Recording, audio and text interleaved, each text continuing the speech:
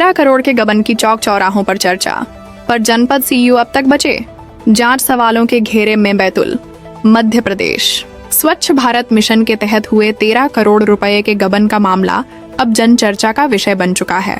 चिचौली और भीमपुर जनपदों में हुए इस घोटाले को लेकर चौक चौराहों पर लोग खुलकर चर्चा कर रहे हैं, लेकिन सबसे बड़ा सवाल ये है कि अब तक दोनों जनपद पंचायतों के मुख्य कार्यपालन अधिकारियों सीईओ पर कोई ठोस कार्रवाई क्यों नहीं की गई है। सूत्रों के मुताबिक गबन की जांच के नाम पर छोटी मछलियों पर एफआईआर का जाल जरूर फेंका गया, पर मगरमच्छ अब भी बाहर घूम रहे हैं।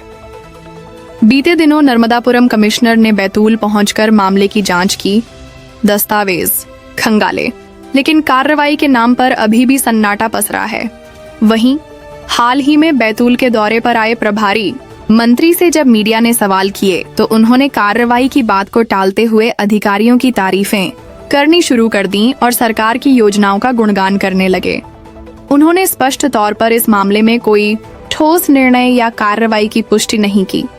विश्वसनीय सूत्रों का दावा है कि पूरे घोटाले की जड़ में 20% कमीशन का खेल है, जो सीधे सीईओ की जेब तक पहुंचता था। कहा जा रहा है कि इसमें कुछ राजनीतिक चेहरों की संलिप्तता भी है। जनता में यह चर्चा जोरों पर है कि इस घोटाले को बड़े स्तर पर संरक्षण प्राप्त है, इसलिए अब तक कोई प्रभावी कार्रवाई नहीं हो सकी। जब जिला पंचायत सीईओ से इस पर सवाल किया गया तो उन्होंने जवाब दिया कि पुलिस जांच कर रही है और नर्मदापुरम कमिश्नर को प्रतिवेदन भेजा जा चुका है। अब कार्रवाई पुलिस और कमिश्नर के हाथ में है। अब बड़ा सवाल ये है कि क्या वास्तव में इस मामले में कोई सख्त कार्रवाई होगी या फिर दोनों जनपद सीईओ को अंततः क्लीन चिट दे दी जाएगी।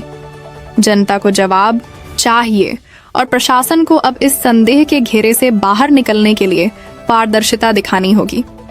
जिला ब्यूरो चीफ इरशाद खान की खास रिपोर्ट, जी भारत न्यूज। को लेकर अभी क्या चर्चा हुई है और क्या निर्देश दिए? ना देखिए, उस विषय में मेरी निरंतर अधिकारियों से चर्चा हो रही है। निरंतर उस विषय को लेकर मैं अधिकारियों के संपर्क में हूँ।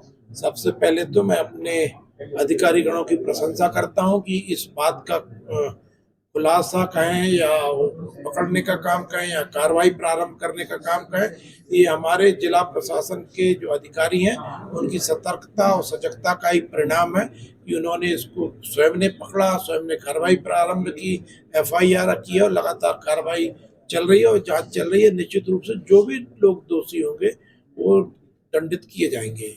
आपने अभी थोड़ी देर पहले कांग्रेसियों से बात करते हुए कहा था, राजीव गांधी का उदाहरण दिया था और दीमक भी कहा था कि दीमक ये सब खा जा रहे हैं। दीमक से आपका आशय किसको लेकर है? बिल्कुल निश्चित रूप से स्वर्गीय राजीव गांधी जी की मैं हमेशा इस बात के लिए प्रशंसा करता हूं कि उन्होंने इस देश की जो बीमारी थी कि जब 1 रुपया दिल्ली से चलता है तो गांव पहुंचते पहुंचते कुल 15 पैसे पहुंचता है, 85 पैसा भ्रष्टाचार की भेंट चढ़ जाता है।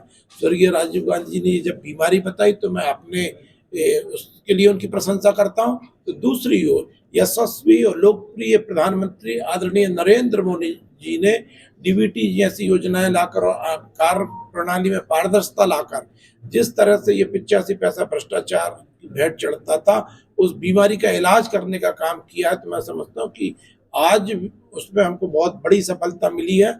1 रुपया दिल्ली से चलता और 1 रुपया हितग्राही के खाते में पहुंच रहा है।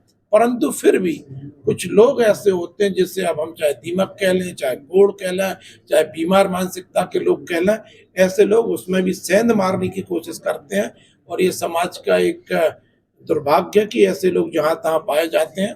लेकिन हमारा सतर्क और सजग प्रशासन उनको समय पर पकड़ कर भांति की कार्रवाई करता है। सर आपके सामने आज एक मुस्लिम परिवार भी आया था जो चलते में तलाक का मामला, उनने तलाक दिया। सर, ये जो 13 करोड़ रुपए गबन का जो मामला आया था, इसमें अभी तक क्या जांच हुई और सामने क्या क्या चीजें आई है?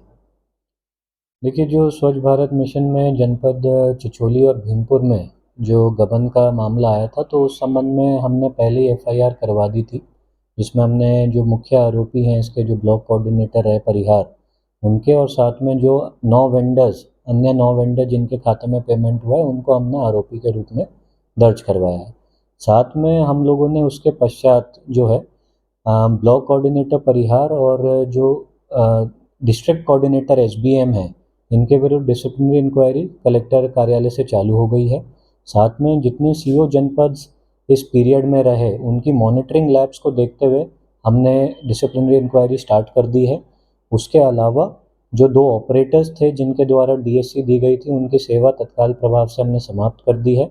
साथ ही में जो मुख्य आरोपी हैं परिहार, उनके विरुद्ध हम लोगों ने जो है रिकवरी का प्रकरण भी दर्ज कर लिया है और उनकी संपत्ति की जानकारी हम लोग प्राप्त कर रहे हैं। प्राप्त होते ही हम उनकी संपत्ति भी अटैच कर लेंगे और इस पूरे पैसे की रिकवरी करेंगे। उसके अलावा जितने ये 10 वेंडर्स हैं उनके खातों को भी हमने होल्ड करवा दिया है। तो इस प्रकार से कार्रवाई चल रही है। साथ में पुलिस की जो विवेचना है वो जारी है। एक स्पेशल इन्वेस्टिगेटिव टीम भी इसमें पूरी विवेचना कर रही है और वो लोग भी इसमें संपूर्ण प्रूफ और सारे जानकारी सब इकट्ठा कर रहे हैं। तो इस प्रकार से ऐसी कार्रवाई इसमें चल रही है।